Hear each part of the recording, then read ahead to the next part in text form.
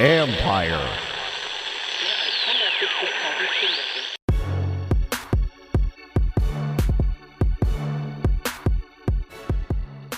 Hello and welcome to the Last Man Standig podcast. Yes, I'm your host, Ben Standig, and I cover the Washington Commanders for The Athletic. It is Monday evening here in the DMV. Earlier today, I was in Ashburn where the obvious became official as Dan Quinn names Jayden Daniels the team's starting quarterback for week 1 against the Tampa Bay Buccaneers.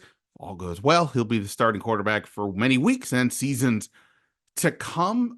Both Quinn and Daniel spoke today with the media. I'll discuss some of that in a little bit. In addition, thought this would be a good time to do like a 53-player projection here as a way to go through the roster and some notes and thoughts along the way. So we'll do that here in a moment on the Last Man Standing podcast. And yes, this is the new name of the podcast. Of course, there's a new feed, and you guys have heard me talk about this a lot. I keep saying that so many of you have already signed up for the feed over with Last Man Standard, anywhere you do the podcasts. And I keep saying it in part because it's true. I believe I mentioned the other day that on the rankings of Apple Music football podcasts, NFL podcasts, we cracked the top 20. I think we even cracked the top 10 initially. Still a little out, or still around that general range now, and it has to do with the fact that everybody here has come on in such a strong way by signing up, comments on iTunes or Apple Music, whatever we're calling it, dropping reviews. It's all big help. You guys always hear me say this, but it is very true, and I very much appreciate everybody for doing it. For those of you who haven't yet, please consider doing so. Hope you do so.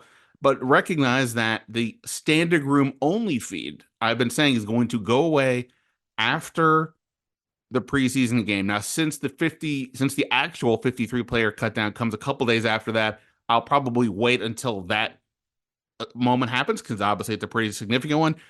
But then you're going to got to go over to Last Man Standing. So somewhere in that range, after New England, we'll see if I hold to that and do the last one over at wait till the 53 before closing. But the standard room only feed will be going away. It's going to be all about Last Man Standing feed, and I look forward to you guys joining me there so we can keep all this fun going. In addition, of course, as I said, I write for The Athletic. I have a story up today on Sam Cosmi. Talked to Sam a bit about his rise at guard this past year, but also like how does the families are, if you've been to an open practice, you may have seen this, but families are there at practice, and like within a few minutes of the practice ending, they kind of come out from the stands, the players go over to them, and you have to, I don't want to say it's Dr. Jekyll, Mr. Hyde, but you have to have this certain mentality, obviously, when you're out on the field, and then it becomes very different when you're with your loved ones. And in this case, Sam Cosmi, one day I saw him, he was like on the ground with his baby daughter, Clara, and it was just such an interesting dichotomy. He's still sweating, he's still in uniform, and to see this hulking guy, be such a teddy bear with his young child. And so we talked about, that dichotomy of having to be so aggressive on the field and so caring off it with her and his wife. But also we talked about how the fact that Sam Cosmi said he really wasn't having a good time out on the field his first couple of years. We talked about, explained a little bit as to why that is. We talked a little bit about his contract situation and a ton more. So go check that out on The Athletic. And of course, if you're a subscriber there, I definitely appreciate you as well. All right, so a couple of things here. So Dan Quinn, again, not exactly a surprise that he names Jayden Daniels the starting quarterback today. I guess he kind of hinted at it a little bit after the Miami game. This has been obvious forever. The only way this was ever going to go in a different direction was going to be if Jayden Daniels, barring the worst case of an injury, he just came in and like wasn't remotely ready in whatever way on the field, the studying the playbook, whatever it was. Nothing close to that happened. There was no real challenge from Marcus Mariota. He was just there as sort of to give Quinn and the organization a way to claim competition, but this was Jayden Daniels' job. And Dan Quinn effectively said that today, saying, "Hey, we told you guys it was a matter of time. We knew where this was going, but we would know, and he would know, and you would know, and now we know." Jayden Daniels said that Dan Quinn came and told him today when he was in the QB room. He didn't really know why Dan Quinn was coming in there. He thought it might have something to do with his routine for this week, should he be playing in the New England game. But no, it turned out that Dan Quinn came in there to tell him, "Hey, you're the starter." And look, again, not surprising. What stood out to me today, as has stood out to me many days when we've been around Jayden Daniels, is just that he's got this maturity about him when it comes to staying even keel. He doesn't get high, doesn't get low. He said he honestly didn't know why Dan Quinn was coming to see him. I'm sure he had a feel that he was going to be the starter eventually, but yet at the same time, he said, "Hey, look, we've all got each other's back in that QB room. Marcus Mariota has been a great mentor. He didn't do anything to dismiss Mariota's efforts and all that." So I think that Daniels continues to impress in those ways, and he's been very good on the field as well. The accuracy, his decision making, etc. So Dan Quinn makes it official. Jayden Daniels will start against the Tampa Bay Buccaneers in Week 1, and look forward to that. Of course, I will be at that game and should be at all the games this year. And if you are yourself going to go to any of these games, let me know. I haven't done a meetup yet here with the audience, either under either podcast feed, but maybe that's something we should rectify in the near future, and maybe that happens on the road. Who knows? But either way, Jayden Daniels, the starting quarterback for the Commanders. And if we go to the 53 player roster scenario, I've had Jayden Daniels in that lead spot for a long time. My assumption will be he will not play against New England, nor will almost any of the starters. Dan Quinn passed on saying anything specific today. The team is off on Tuesday. They will practice again Wednesday and Thursday. And Quinn said at that point, they'll make a final decisions on what happens. Unless there's like some setback this week in terms of just the process, the general offensive operation that somebody finds problematic. I don't see how Daniels, Terry McLaurin, Sam Cosmi, Brian Robinson, Jonathan Allen, Daron Payne, Bobby Wagner, etc., are in this game. I can see some people at certain positions. We can get to that in a little bit here, but I kudos to everything with Jayden Daniels so far. He's met every moment, but nothing's happened yet. The games are still to come, and that, of course, will be the ultimate test for him. Now, in terms of what else happened at quarterback, let me say this, of course. The final official cutdown day comes on Tuesday. Their final game is on, not this Tuesday, the Tuesday after the Patriots game. And we'll see what happens this week. Does Dan Quinn give us a hint about somebody he likes? Does somebody stand out in the practice the last few days? Is there, because of who plays in Sunday's game and how they perform, does that change anything? Not to mention, injuries perhaps, of course. But this is where I'm at right now, just over a week out. I have them keeping 3 quarterbacks. Now, the third one being Jeff Driscoll. This is, he is easily going to be the 53rd guy on my squad. If it comes to it where I just can't, I have to keep somebody else in another position, I'm going to have to roll the dice with Driscoll. I just feel that there's some teams out there who are really limited at quarterback, and I mean, even just as like depth quarterback. And look, there will be guys like Taylor Heineke could be available.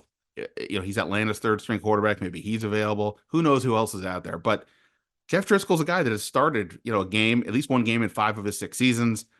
We saw against Miami, he's got athleticism, right? And he's not afraid to make some passes. One thing that I always find frustrating with backup quarterbacks, should they have to play, is they get timid. And sometimes you want them to be smart, typically, right? You probably don't want them to be as aggressive as your starter, your more talented starter, but you need them to be willing to make some plays. And I think he's got that. So ultimately, I think he could be an interesting way to possibly get an asset before the trade deadline. Again, I'm not by asset. What do I mean? Conditional 7th round pick, maybe, but I don't sneeze at any of these things. Any little asset, any pick could be in and of itself important, could be packaged with other picks to make a bolder move. I don't look down on any draft pick or any future asset that a team could acquire. So for now, I'm going to go with Driscoll. The other factor, there's been no indication to me that Mariota is not the two, but I'll just say that Mariota has not been, to my eyes, terribly impressive throwing the ball in practices. I don't think I'm saying anything that's out of whack with the other people on the media beat. So not that Jeff Driscoll's been amazing, but like I said, I feel like he's going to give you probably more of a passing threat where Mariota will be a little bit safer, run the ball more, but less explosiveness. So I think they keep all three. If you're asking about Sam Hartman, don't know yet. He's still dealing with the shoulder injury. I was told it's day to day. We'll see where this goes. It's obviously, could they get him through waivers and put him on the practice squad? Perhaps. I mean, he was an undrafted free agent.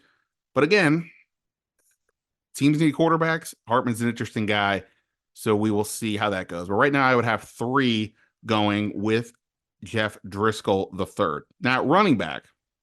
This is interesting. I'm going to say three. Okay. I'm going to say Brian Robinson, who I believe is poised for a very big year for you fantasy owners out there. I say a big year. Like, I'm not saying he's going to surpass Christian McCaffrey. I'm just saying I don't see the workload or the opportunities being an impediment to his success this year. He's running very hard, aggressive, and effective. I think he's going to be a real tone setter for this offense. So I think he's got the lead role with Austin Eckler being that, I don't know if change of pace is the right word, but being that passing down back who's also got, a thick enough frame to be able to move the ball inside and work around the goal line as well. That's clearly the 1-2. And other than Terry McLaurin, they may be the most important skill position players on this offense. So that's how I would look at that. As for the third guy, I think to me it comes down to this. If they want an experienced running back, just in case, to be there to help Jayden Daniels, whether it's picking up a blocker, whether it's just being a veteran presence with him, Jeremy McNichols would be that guy. I don't personally think I would go down that route. I try to see, can I get him on the practice squad? Then there is the special teams aspect of this, but Michael Wiley, the undrafted free agent from Arizona, I liked his profile coming into camp. He has been, he's looked good especially as a pass catcher, I've thought. In practice, Dan Quinn cited him after the first preseason game as somebody he was waiting to make some plays, and he did in that game. So I'll go with Wiley there. I'm not forgetting about Austin Jones, who of course was with Cliff Kingsbury last year at USC. It just feels like he's been maybe a little quieter, and I would guess he can get onto the practice squad as well. So give me three there, but we'll come back to this position in a little bit because I do think there's a potential extra addition here as well. All right, wide receiver room. Very interesting, right? We asked Dan Quinn today. I guess I asked him actually. What did the receiver situation change at all for him based on the game that was played? He really kind of talked and didn't say a ton on this exact topic. He did talk a bit about Luke McCaffrey, and obviously the Luke McCaffrey usage in this game was interesting, especially that he was back as a returner. That was curious, but I think it's just again, it's a combination of they're looking to find different ways to use different players and see what they can do, but also try to get him involved. Now, Quinn did say kind of some of the pushback to the notion of the receiver 2 versus just, hey, we have guys out there. We're not viewing it in those terms. He says, like, what you guys are calling 2, 3, 4, 5, 6, all these players will go in and have a role for them. By the way, he said 6. He didn't say 5. He didn't say 7. Just could be nothing. I'm just mentioning that just in case. So in any event, he mentions it's been cool to see Luke McCaffrey following Olamide Zaccheaus around, preparation and processing, and what does practice look like. So to see Luke make some plays in that game, I was certainly happy with that in the slot. I mean, not that McCaffrey was in question of playing, but he's had a quietish camp. I'm not saying it's been bad. It's just saying he hasn't been as explosive or playmaking as some of the others, but he's obviously a very interesting talent, and similar to Sanders still, he made a position switch in college, so he's still learning the position, and needless to say, the bloodlines are good, but he's still learning there. Okay, in terms of the 53s, and so that's the way I'm framing this conversation, here's how I would see it right now. Terry McLaurin. Now, the rest of this, we'll just go along with Dan Quinn. I'll just put everybody in alphabetical order by last name. De'Ami Brown, Jahan Dotson, Luke McCaffrey, Olamide Zaccheaus. That's 5. I'm going to stay with that for the moment. We'll come back again to this position at the end. As far as the number 2 in our context, first of all, I think I said this the other day, but the number 2, to me, it's basically if you're in 2 receiver sets, who's the other guy, or maybe more specifically, just frankly, who plays the most? Terry McLaurin will play the most. Jahan Dotson last year had 911 snaps to less than 600 for Curtis Samuel. So even though Samuel was more productive, Jahan was the number 2. I feel right now that if Jahan Dotson is not exactly going to be beating out Zaccheaus for a significant, like for the quote unquote starting slot role, if that's how they're going to view it, then I kind of think De'Ami Brown might end up being the guy who's out there the most with McLaurin. I'm not saying that's perfect or ideal or anything, but he's got the deep speed. You saw them in that first drive last week trying to get the ball to him, I think, to see what he could do in tight space, etc. So I think those are the 5 I would say, and then we'll come back again to this position in a little bit. I'm not forgetting about Byron Pringle, Bryson Tremaine, etc., but we're going to come back to them in a little bit. Tight end, I've got 3. I've got Zach Ertz, I've got John Bates, I've got Ben Sinnott. I just don't really see for me, Cole Turner isn't making it here. There was an interception in the fourth quarter, of course, in that game, but it was off of Cole Turner. In one of the 2 interceptions that Jayden Daniels threw in the Miami practice, one was off of Cole Turner. He got hit, and then the ball popped up, and he didn't secure it. This group has been really focused, meaning the coaching staff, on competitiveness, but not just in terms of like me versus you, but in terms of being out there, play to play, consistent, aggressive. Cole Turner, when he first arrived, it was the catch radius, and he showed some good things in practices. There's always been a little bit of like, I don't want to say he's not tough, but he just doesn't seem to have the same play strength as others. So I don't know that I see him making this group. Would they pick up a 4th tight end? Who knows for sure? Depends on who's on waivers. I think Colson Yankoff would be somebody I would put on practice squad. This is his 4th position switch in 5 years. So I would, I think he's, as an athlete, he's pretty interesting, and he can help on special teams, but he's somebody I would like to see develop, and maybe they do the same thing with Cole Turner, but I can also see that being something that they decide to move on from, or if he's released, that some other team says, hey, we could use some depth at that spot, and they then make a move.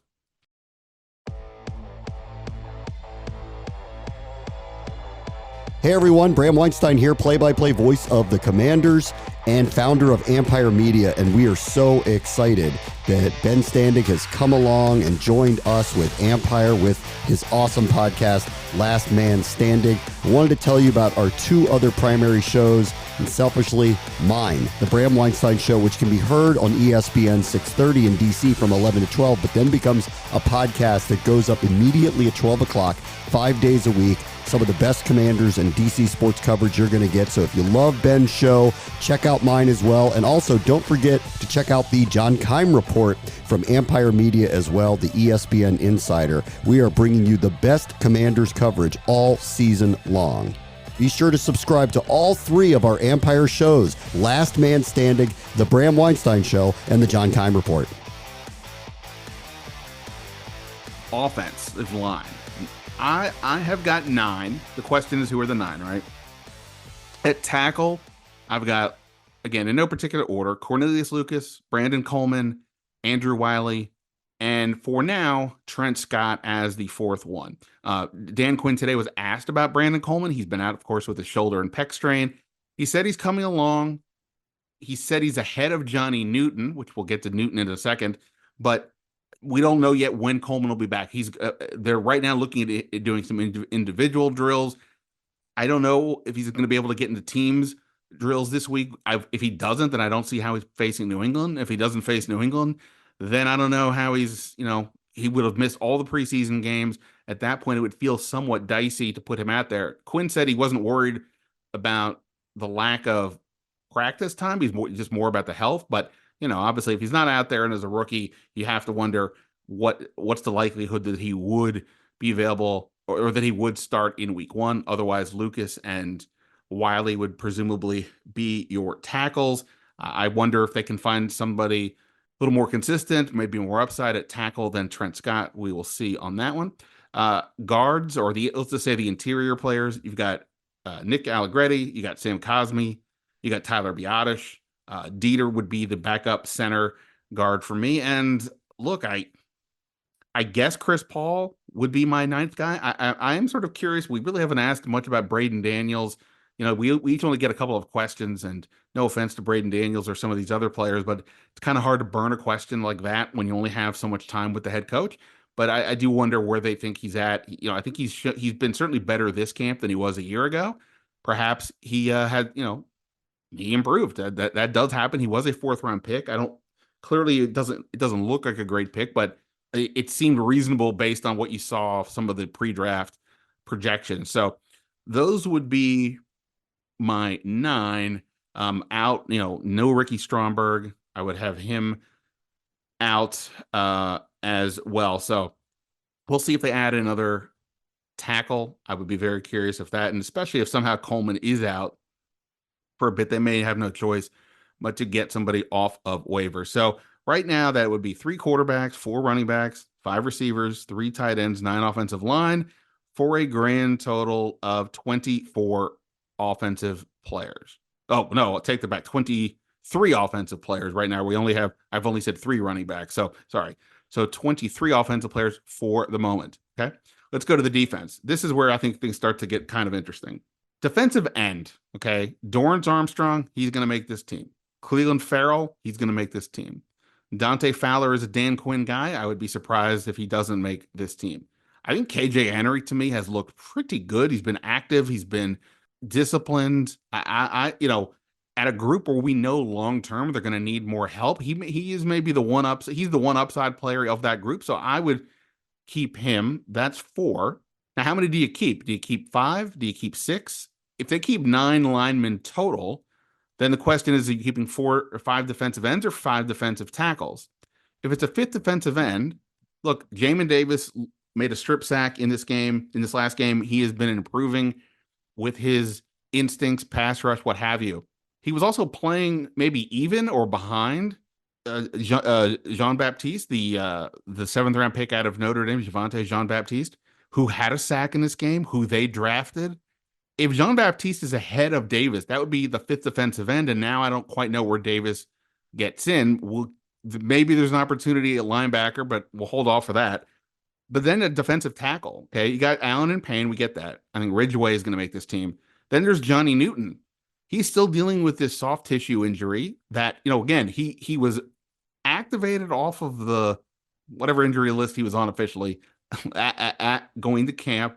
He was out there for a little bit practicing, and then they slowed him down and started saying, we're gonna rest him a little bit more, keep him out of team drills. He hasn't been back since, and now today Dan Quinn says Coleman is ahead of him, which isn't to say that necessarily means anything relative to where Newton's at, but it is to say we're getting to a point here where if he doesn't play at all, right? I mean, at least Coleman was practicing a lot prior to the injury right before the Jets week.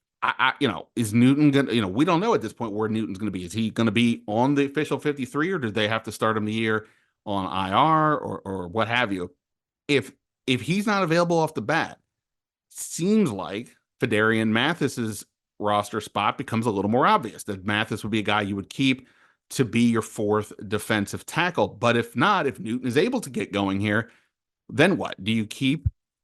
Again, if Jean-Baptiste is your 5th defensive end, that's 9 with Jamin Davis and Fedarian Mathis sitting there. You can keep one. I don't know how you keep both if we're just viewing them as defensive linemen.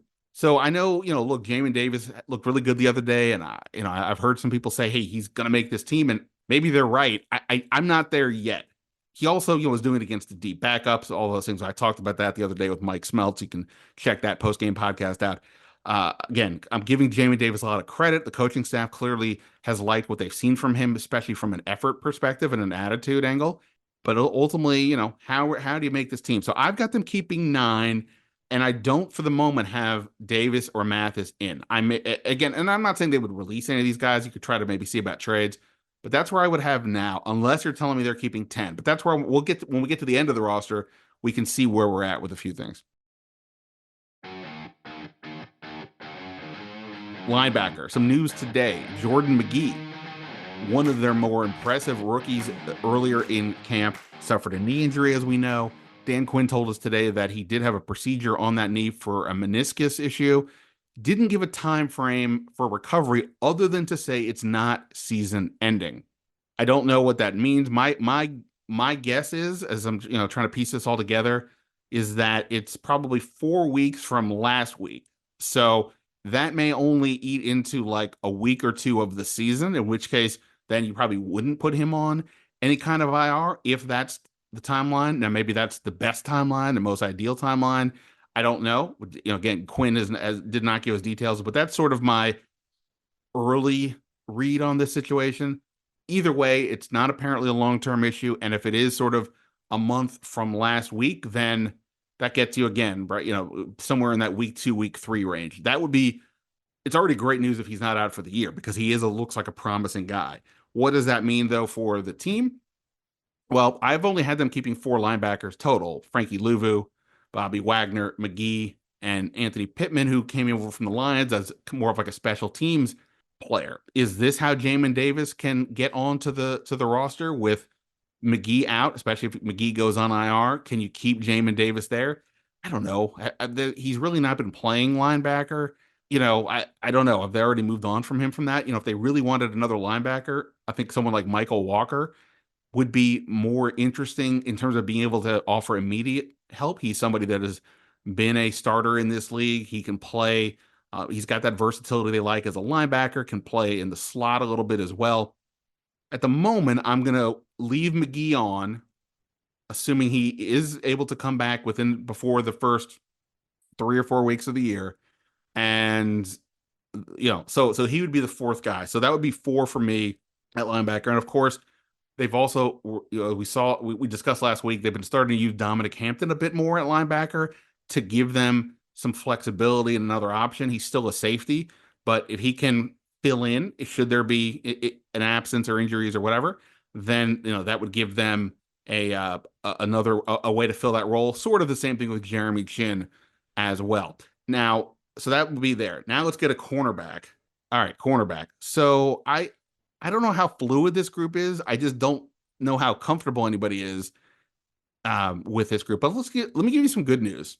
Dan Quinn was pretty happy about what he saw from Emmanuel Forbes this past week, both in the joint practice and the game. His quote from Quinn, quote, "I thought Emmanuel showed his best week from practice down at Miami and into the game. I love when I see this on the way up. We're still into the middle of that development." He didn't say, but that of what the best. Oh no, sorry, I take it back. We're still into the middle of determining what the best combinations look like. But I was definitely pleased to see Emmanuel on the way up. I've said before, I wonder if Forbes is a guy that looks different once they put in the real defensive game plan and find ways to take advantage of his skill set, which is, in my estimation, more of a zone corner than a man-to-man guy. But look, I think Forbes has done a nice job of working. The pick was already made. We can't go back in time and say, you should have taken Christian Gonzalez or done something else at 16 besides him. He's here. The question now is just simply, can this group get more out of him? Now, in terms of the actual roster, Mikey Sanders still at this point, the slot corner for sure. Benjamin St-Juste, Forbes, Michael Davis. That would be the top 3 on the outside in whatever order we'll see. Noah Igbenogany at another corner. He could even be one of the returners. Again, he's got a history with Quinn and Joe Witt Jr. from Dallas. Then it's the 6th guy, Chiganuzium, the undrafted free agent from Colorado State, who they gave a pretty big signing bonus to after the draft. He's been my 6th guy. Dan Quinn today did cite Tariq Castro Fields as somebody he thought stood out a bit to him.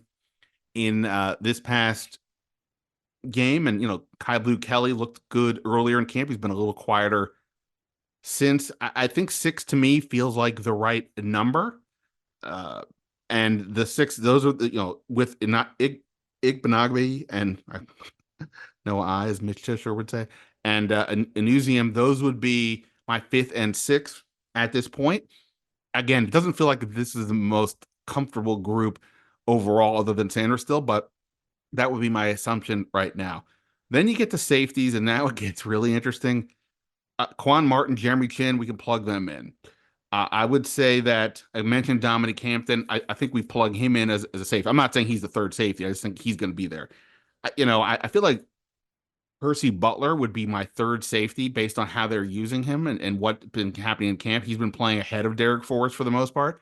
That, and then of course there's Jeremy Reeves and there's Tyler Owens, the undrafted free agent who has been really impressive on special teams, on defense. He is, he's just like running over people everywhere. And no doubt they like his aggressiveness. I tweeted the other day, I think saying he's making the team is not even a hot take at this point. So this leads to the question of how many safeties are you keeping? Are you keeping seven? I guess if you say, if McGee were to go on IR and you say, we'll keep seven safeties because Hampton we can use at linebacker a little bit. Okay. But if we're keeping McGee on in six, I wonder if it's between Forrest and Reeves. Well, how do they look at this? We know the importance of Jeremy Reeves to the locker room, special teams. Derek Forrest is the better pure safety. Should that matter? At the moment, I have Reeves with Forrest in sort of the catch-all, like who's going to get the last one or two spots. But that's how I would go right this minute with Martin, Chin, Butler, Reeves, Hampton, and Owens. Lastly, the kicking room. Obviously, there will be a kicker. Tressway, Tyler Ott. The Washington has not brought in another kicker yet this week. Dan Quinn was asked about that. He basically kind of, no pun intended, punted that to Adam Peters to say you probably want to talk to him, which I don't know when we're going to talk to Adam Peters again. I'll stay with my story. They'll when the cuts are done, that's probably when they find their kicker. But that doesn't mean they couldn't bring somebody in this week just to take another look at. Why not? Okay, so we do all of that, and I believe if I've done the math right, that gets us to 51 players, 3 quarterbacks, 3 running backs. That's 6.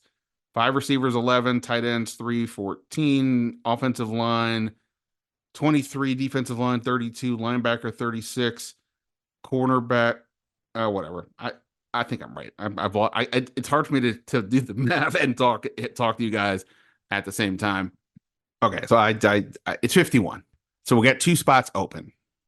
The candidates I would view at this point, based on what I did, would be Jamin Davis, Fedarian Mathis, Derek Forrest, Michael Walker. I've only got 5 receivers. Is that Mitchell Tinsley, Bryson Tremaine, Byron Pringle, Martavius Bryant, perhaps, Casimir Allen? Does he get involved?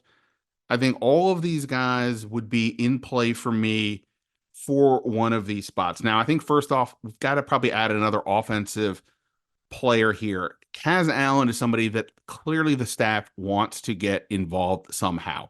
He got 2 kick returns and 2 punt returns this last game. They gave him some work at running back. He did have a fumble, but he's learning that position. And, there's going to be some ups and downs if they want to find a way to keep him out there. Can he secure the returner job?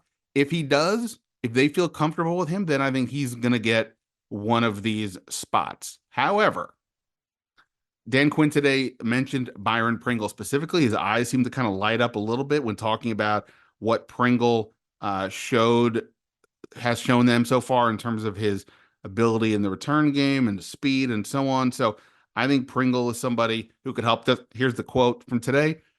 Quote, and then Byron Pringle is somebody that has demonstrated explosive ability to go hit the hole, I guess, basically. We still have work to do in that regard, meaning the returners, and that'll carry over into this week and into the game. But as far as the returners go, not settled in that spot. I like the candidates, but to say that we are at a final set of that, no, not yet, end quote. So this would be sort of like Byron Pringle would be the more helpful at the moment, safer guy, but Casimir Allen would be the take a bigger swing at a guy who could be a real difference maker for you with his explosive speed down the line. Then, of course, there's Bryson Tremaine, who has had a very good summer, as we've discussed many times over. And Mitchell Tinsley's been right there, too. When I talked to Cliff Kingsbury the other day, when he went through receivers, Tinsley was somebody whose name he mentioned specifically.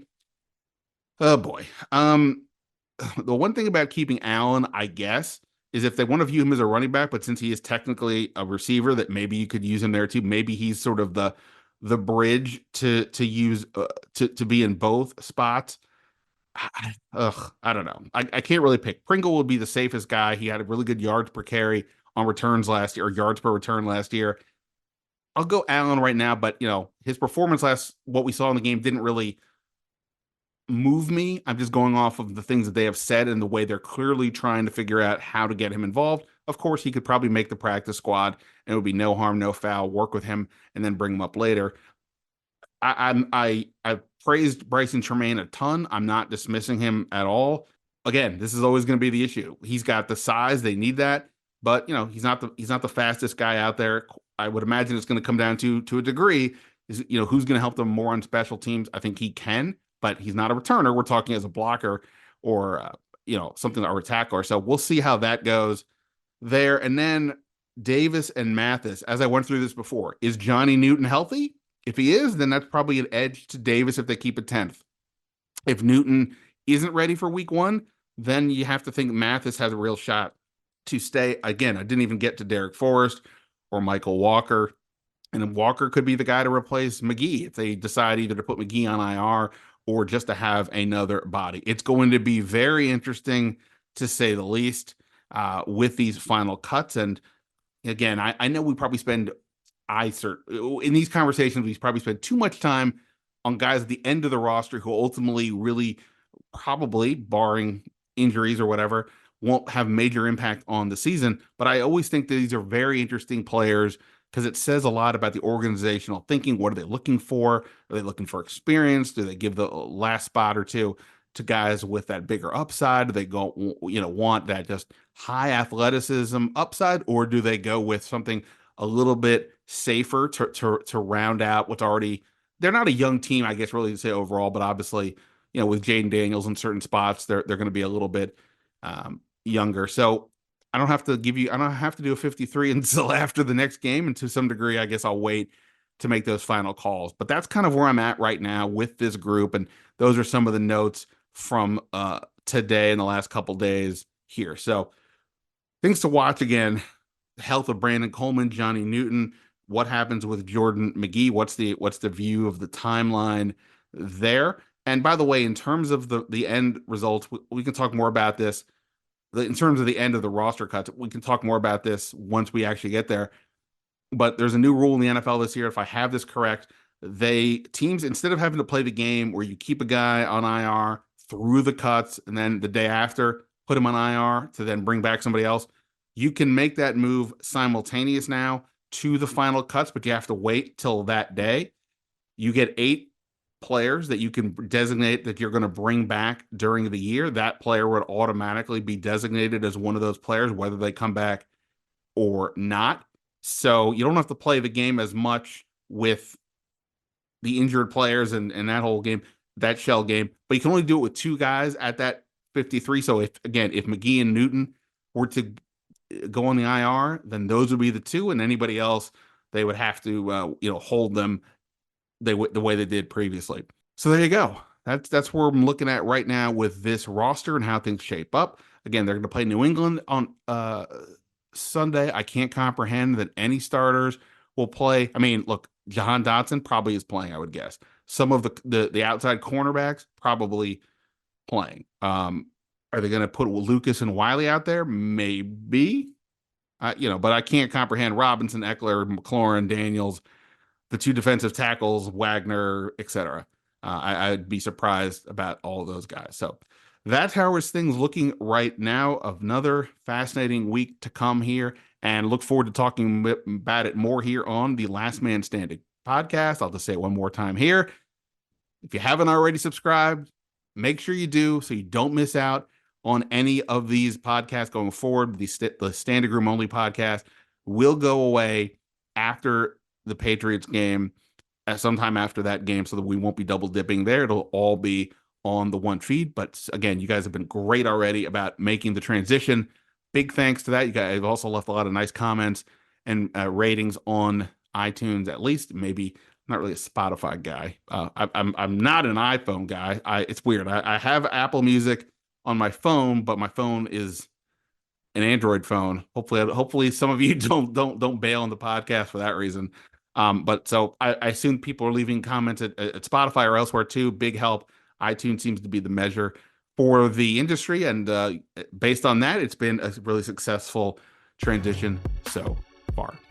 All right, that is it for now. Go check out my Sam Cosmi story in The Athletic. More to go there. That's it for now, but until next time, see ya.